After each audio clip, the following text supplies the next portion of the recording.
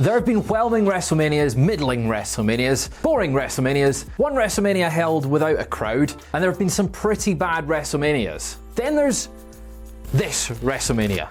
The consensus pick for the worst of the 36 grand spectacles that have come down the pike since 1985. Ask any older WWE fan which was the worst WrestleMania ever, and there's always a quick shout for this one. And why is that? Well, take a WWF in a clear state of retrograde with a downsized roster in more than one sense, and way too much focus on caricatures over characters. Add in a greying ghost of a former world champion being hastily shoehorned back into the title picture in about the worst way possible, and you have all the ingredients for a putrid pay-per-view of any name, let alone WrestleMania. And not even an upright standing elephant was going to save it. WrestleMania 9 is one of the worst shows ever.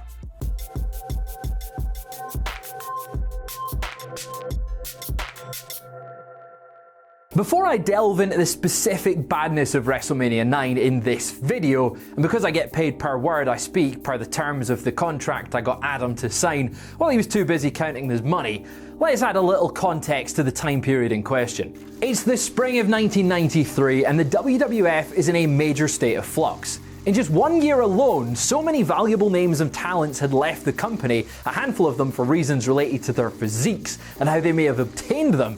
Apparently those extra muscles were not in the boxes of the short-lived WWF cereal. Others left for different reasons, but whatever the case, the dissipation of a once impressive roster was head-spinning. Gone were so many major players of the prior 2 years: the Legion of Doom, the British Bulldog, Jake the Snake Roberts, Ric Flair, Earthquake, the Big Boss Man, Sid Justice, Rowdy Roddy Piper, and most chiefly, Hulk Hogan. In other words, about half the roster of the WCW Thunder video game from 5 years later. But there's no negative in the WWF that can't be fixed by accentuating a positive. Yes, some top stars look smaller after they chose to lean out, but just give them a shirt or a singlet to disguise their new physique. The crowd's dead? Oh, that's what the heat matches are for.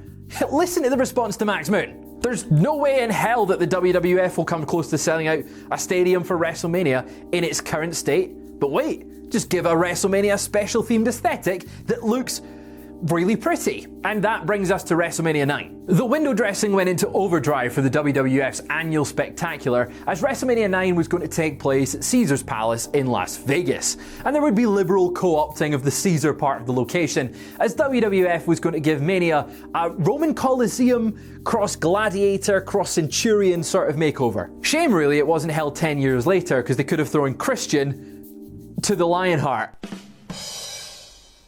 Okay, we'll move on. To set up WrestleMania, the WWF had Julius Caesar and Cleopatra make an appearance at the Royal Rumble in January. Of course, these weren't the real Caesar and Cleopatra, no silly, as those two had been dead for nearly 2,000 years. A fact, though, that did qualify them for the greatest Royal Rumble, but sadly, Cleopatra flat out refused to participate, and negotiations with Caesar fell through because WWE couldn't guarantee him a window seat on the flight. Caesar and Cleopatra would be on hand to essentially host WrestleMania 9, a totally pointless role later given to The Rock, The New Day, The Miz, and any other individuals whose first names are The. Of course, it made sense that Caesar would host at Caesar's Palace, being that it is his palace. And what a place it was. To the untrained eye, it looked like WWE had set up some partitions and bleachers next to an airplane hangar on somewhere on the outskirts of the Vegas city limits. In fact, I actually think that's where, in The Hangover, they realised they had the wrong Doug. Nonetheless, as we would soon see, WrestleMania 9, in spite of the truncated crowd size, was utterly majestic in its appearance, adorned primarily in gold. Also, the outdoor environs added a special flair to the proceedings. Maybe it wasn't ideal to hold WrestleMania in a smaller space, but the WWF dressed it up magnificently. So with the venue squared away, how would WWF dress up the card itself? For that, we begin with the WWF Title Match. Bret the Hitman Hart is the reigning champion, having won the title from Ric Flair in October. Presented as a fighting champion, Bret was the antithesis of the bombastic heavyweights of yore that held the title. And that was kind of the idea. Hart was such an anti-Hogan and anti-Warrior body-wise, and was nonetheless popular the world over. Maybe not Hogan 87 popular, but popular enough. Oh, and he can carry anyone to a good match, because that's important too. Matching up to Hart at WrestleMania is the man that had just debuted around the time of Bret's WWF title win, the 500+ pound Yokozuna. The super heavyweight took the fast track up the card, winning the Royal Rumble and demolishing Jim Duggan in a pretty harrowing TV angle. The WWF needed to create new stars fast, and the 26-year-old Rodney Anoa'i is coming through for the company as the idealized monster heel. But come on. There is no chance Bret loses to Yokozuna at WrestleMania, right? I mean, the WWF needs to establish that Bret Hart as a long-term champion and give him his own Andre to slay at the Caesars Silverdome will only give Bret more credibility. This is a total no-brainer. For the tag team titles, Ted DiBiase and IRS of Money Inc. will defend their gold against Brutus, Beefcake and Hulk Hogan. Yes, I know I said that before that Hogan was gone, that the orange death ship had been burned at sea, but I get it. Hogan, tarnished as his name may have been, is still the biggest name most fans know, and his presence will likely help the business side of Mania. Getting him on the board for an undercard bout, it's pretty harmless. It's not like he's leaving with the WWF title, is he? He's not even in the title match. How would that even work? In Intercontinental title action, Shawn Michaels, essentially getting the heel counterpart to Bret's sustained WWF title push, takes on the still undefeated Tatanka. In preceding months, Tatanka had pinned Michaels twice in non-title action, so the simple drama here is if Michaels can hang tough when the gold is actually at stake. From there, we have the Undertaker going one-on-one with the 7'7" giant Gonzales, he of the crappy airbrushed bodysuit with fur patches and a drawn-on ass crack. Frankly, Gonzales would have had more dignity just walking out with a piece of paper taped to his chest that says Idaho. Gonzales had just debuted 2 months earlier at the Rumble, attacking Undertaker during the 30-man bout. And since then, it's been painfully obvious how limited Gonzales is as a wrestler. His extremely long limbs rendered him awkward and ineffectual as a performer. It is what it is though. A monster du jour feud to put Undertaker over and nothing more. A match with a little more athletic intrigue pits babyface Mr. Perfect against the narcissist Lex Luger. Over the tumultuous preceding year, Luger was a coup of an acquisition for the hemorrhaging WWF roster, seeing that he had a name and still looked great physically. Not sure whose idea it was to have Lex enter to Gladiator spa music though. Seriously, it sounded like a Tranquilizer remix of Memory from Cats. You know, memories all alone in the moonlight. I can smile at the old days. I was beautiful then. Anyway, speaking of great athletes from WCW, the Steiner brothers debuted at the turn of the year and were matched up here against the Headshrinkers, two heavyweights that could capably challenge Darby Allin in the crazy bump department. From a car crash standpoint, this sounds like a lot of fun. The opposite of fun in the eyes of Crush was Doink the Clown, all because he made kids cry, bruh. One of the few bright spots of 1993 was Matt Bourne taking a potentially wrestle-crap gimmick and making it work, leaning into the dark psyche of a wrestling clown. He demonstrated that by beating Crush senseless with a prosthetic arm filled with batteries, which naturally led to Crush seeking revenge here on the Mania stage. Another heated feud was set to blow off at WrestleMania 9, pitting Razor Ramon against Bob Backlund. And by heated, I mean, it was scrolled onto the WrestleMania format by somebody seated next to a space heater. Respectfully, Backlund is an all-time great and a commendable person, but in a more colourful 1993, watching 43-year-old Backlund wrestle was like watching a conveyor belt move. It's hard to appreciate the science involved when you're bored out your skull. Another throw-in match was pit Bam Bam Bigelow against Kamala, but that was later scrapped due to time constraints. No doubt some people were like, only an 8-match WrestleMania, can't we have one more? And a vengeful, hungover god was like, ho, I can do that. A shade under 17,000 fans packed into Caesars Palace parking lot for WrestleMania 9 for a spectacle like no other. And seriously, it began a lively spectacle, complete with ornate procession of Caesar, Cleopatra, assorted costumed revelers, various animals including the standing elephant, Macho Man on a sedan surrounded by priestesses, and a toga-wearing Bobby the Brain Heenan riding backwards on a camel. Heenan wasn't the only one wearing a toga. Gorilla Monsoon had a toga. Howard Finkel had a toga. Todd Pettengill had a toga. The horde of backstage agents had togas. And Jim Ross had a toga. I should be wearing a toga. Yes, WrestleMania 9 goes down in history as the day Jim Ross made his WWF debut following an acrimonious split from WCW, and he did so while wearing a toga. As far as indignities go, it's pretty tame compared to how good old JR would be treated on screen over the coming decades. Nonetheless, seeing the narrator of so many gritty horsemen, dusty and road warrior battles wearing a toga was a clear sign that this wasn't your daddy's WrestleMania by any means. Unseen to the home audiences, Tito Santana defeated Papa Shango in a dark match. Years later, the match was added to the Hidden Gems section on the WWE Network, and many fans concurred that this would have been the third or fourth best match on the main card. Not that it was a great match, but rather it was merely competently executed. We open proper with Shawn versus Tatanka. The latter has Shawn's ex-Flame sensational Sherry in his corner, as she's still pissed at Shawn over his reckless disregard for her safety months earlier. Meanwhile, Shawn has a counter for Sherry, the debuting Luna Vachon. As for the match, it's a typical early 90s HBK bout. Lots of bumps and inspired athleticism as he pinballs off Tatanka's various strikes and maneuvers. It's one of Tatanka's better matches, which is no surprise given who he's working with. The match builds well to the finishing sequence where Michaels tries a dive from the apron only to hit the ring steps. In his frustrated and weary state, Michaels pulls the referee under the ropes before climbing back in and falling victim to Tatanka's end of the trail. The title change is immediate. No. Wait, the referee has decided to disqualify Michaels for pulling him under the rope.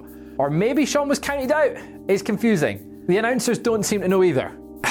In any case, Tatanka wins the match, but not the belt. A very good match, but that ending was flat enough for Flip Gordon to live on.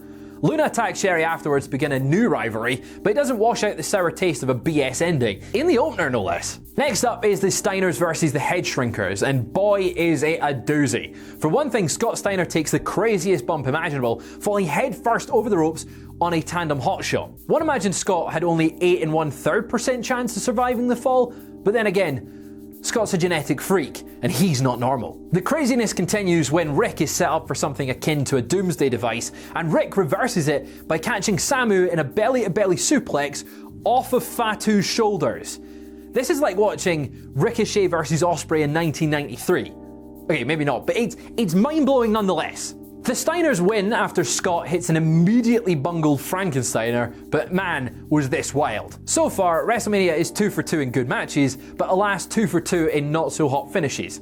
Take the bad with the good, I guess. After that, we come to Doink versus Crush, and as I kind of expected, this is setting up for a bronze medal so far. Kinda disjointed, kinda wonky, nothing terrible, just there. For a revenge match, Crush is working about as generically as one could. Less generic is the shared colour palette between Crush and Doink's attires. Seriously, my eyes are being savagely attacked by invaders from the planet Skittles. If it were possible to select all while choosing the colour on Photoshop, this match did it. Then comes the tremendous ending. Following a ref bump, Crush is attacked by a second Doink, played by Steve Keirn, the former Skinner, who attacks Crush with a fake arm loaded with steamed hams. Or however that meme goes. Chalmers Doink comes face to face with Skinner Doink and is like Aurora Borealis. At this point in the WWF calendar, on this part of WrestleMania, in an undercard match, localized entirely in a makeshift parking lot in Nevada. But Skinner didn't answer, he'd just coughed up some chaw left over from his previous gimmick. Anyway, Doink wins. Best finish of the three if I'm being honest. Just for a bit of funsies, let us look at the mulleted Dave Meltzer's match ratings at the time. And here we go. Shawn versus Tatanka, 3.5. Steiners versus the Shrinkers, 2.5. Doink versus Crush, 1.5. Okay, I'm taking serious umbrage with the second rating. Only 2.5 for that beefy stunt show. I'll bet if this were the Tokyo Dome parking lot, it'd have been a full star higher. Razor and Backlund's next, and I'm not sure what medal is beyond bronze. Copper? Tin? A hard slab of Salisbury steak? Whatever it is, fasten a necklace to it and hang it on this confusing 4-minute outing, where Backlund out-wrestles the ascendant Razor to boos before Razor randomly pins him with an inside cradle to cheers. Now, I'm glad this was on the show. Next up is the tag title bout, where Beefcake is sporting a titanium face mask that makes him look like Luchador El Mullet de Lemon, while Hogan's got a bit of a shiner around his eye. Can't miss it. Now, the kayfabe story is that Money Inc. hired some thugs to rough Hogan up before the match. The real story is that Hogan injured his eye in a jet skiing accident. But common lore Something other wrestlers have claimed is that Savage slugged Hogan days before the show over a matter involving Savage's now ex-wife Elizabeth. It's conjecture and it's unconfirmed, but that is the story that's persisted throughout the years. It's especially interesting in hindsight when, on commentary, JR and Heenan speculate two possible causes of the eye injury, and Savage quietly rasps, "Those are two things that didn't happen." As for the match, it felt like a barely efforted house show affair. Nothing extreme, work the crowd as many light spots as possible before building to a non-finish. Yet another ref bump takes place, and in the confusion, Jimmy Hart, managing the babyfaces, reverses the jacket to reveal zebra-striped referee lining. You know, in case the ref got bumped or something. And he levies a count as Hogan and Beefcake cover the down champions. For some reason, the crowd interprets this as an official pinfall, and cheers over Hulk and Beefcake winning the belts. I have to say, it's kind of hard to blame wrestling companies for treating fans like morons when they have Exhibit A on the tape. Anywho, some official conferring leads to a DQ win for Money Inc., but whatevers. Hulk does the pose, he must pose, he's got to do the pose, otherwise it's not WrestleMania. WrestleMania is really flatlined over the prior half hour or so hopefully Perfect and Luger can pull it out of a nosedive. Luger's been carried by great workers before, and Perfect, well, he's as great as they come. Perhaps it was a bad omen though, when Curt Hennig flubbed the end of his promo, stumbling over Luger's name and calling him the Lexorcist. That would have been a great gimmick actually. Under possession, Luger tries to spit up pea soup, only to badly choke because he's in a title match. Unfortunately for this match, as Luger, who received a spectacular entrance featuring mirror-toting models revealed years later, as soon as the match began, Perfect whispered to him that he completely forgot the plan for the match. Unlike Bret and Bulldog at SummerSlam, this was the ring general that forgot the plan. Now they were both in utterly What followed was 11 minutes of them just doing spots with zero flow, while killing time and building to a Luger victory via backslide, while Perfect's feet were clearly on the middle rope. Afterwards, a backstage brawl pivoted Perfect off into a feud with the Intercontinental Champion, Shawn Michaels. That's good. The guy who loses the WrestleMania match enters the championship feud. That's totally logical. Next is The Undertaker versus Gonzales, and despite Taker getting a badass entrance, complete with a chariot and a vulture kindly borrowed from the fine people at Cultaholic, this isn't going to be good. Again, Gonzales is extremely limited and barely has enough for a 90-second match, let alone the 7.5 minutes they were allotted here. It's no worries though, we get our third non-finish of the night, as Gonzales is DQ'd after rendering Undertaker unconscious with an ether-soaked rag. Taker gets his revenge after coming to, taking Gonzales down with a leaping clothesline, though Gonzales fell like a Jenga tower that missed its cue by 2 seconds. Time to look at Big Dave's updated scorecard, and here they are. Shawn versus Tatanka, 3.5. Steiner's versus the Shrinkers, 2.5. Doink versus Crush, 1.5. Razor versus Backlund, -1. Money versus Hulk Cake, 2 stars. Perfect versus Luger, 1.25. And Taker versus Gonzales, 1.25 stars. Whoa, hold on. Steiner's and the Headshrinkers was only 1.25 stars better than Taker and Gonzales. Look, I rarely complain about subjective ratings, but that is a major injustice. Speaking of injustices, the main event is next. But first we get a random promo from Hulk challenging the winner of Bret versus Yoko. If you look to the sky, you can see Undertaker's vulture circling over the main event. And said main event has the potential to be really, really good. Bret Hart is Bret Hart, while Yokozuna has been built up in exceptionally well in record time. While Sting and Vader were tearing up against each other in WCW, the WWF seemed to find its own idealized David versus Goliath battle. And it was a good match, albeit a 9-minute one. Reportedly, a winded Yoko requested mid-match that they go to finish, greatly abbreviating a potential home run bout. Well, hopefully the finish is good. It begins with Bret snaring Yoko's massive legs into a makeshift sharpshooter. That's tough to say. However, while the referee questions the trapped challenger, Mr. Fuji throws salt in Bret's eyes and blinds him. Oh my. Bret's blinded and prone on the mat. Now he's vulnerable to the banzai drop, or a big leg drop, or... No, wait, Yoko just pins Bret without executing any sort of follow-up move. Bret was rendered unconscious by salt in the eyes. Is that even possible? I feel like there'd be a Mythbuster episode on it. But hang on, we're not done stretching out the remaining shreds of credibility here.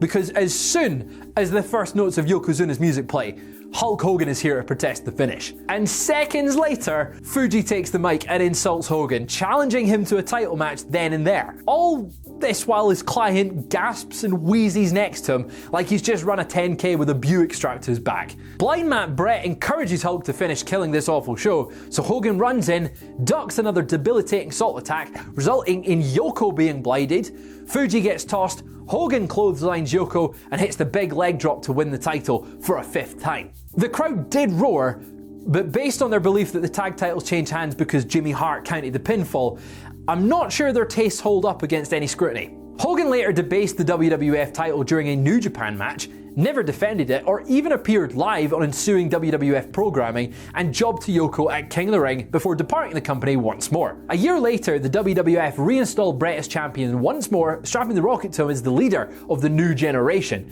In essence, WrestleMania 10 retconned WrestleMania 9. And you know what? It really is a show that should be retconned.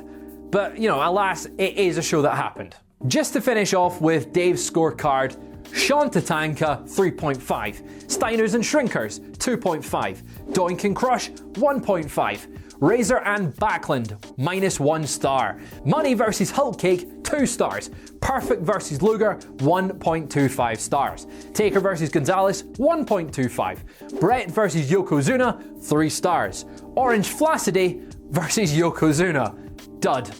I'd argue he's way too generous. Add a few more minus signs and add Taker and Gonzales' rating to the Steiners and Headshrinkers score. Doesn't make the show any better, but it's still a better reflection of the reality. On the Cage Match database, WrestleMania 9 rates at a 3.96 out of 10, with nearly half of the users rating it a 3 or less. Its reputation as one of the worst manias ever has not changed through the decades. Nor should it, honestly. Rough times or not, it was a mistake to try and reinstall Hogan as lead dog, instead of trying to properly rebuild. Undermining Bret to appease a has-been may have elated the crowd, but did nothing for the WWF short-term or long-term. Add in bad matches, awful finishes, and the hope that some silly costume party aesthetic could fill in some of the cracks within the foundation. It's clear why WrestleMania 9 is so despised. Like the fall of the Roman Empire, the fall of WWF's Golden Age empire was preceded by banner days and good times. But when the empire fell, it fell hard, with nothing left to do but ponder how it all went wrong.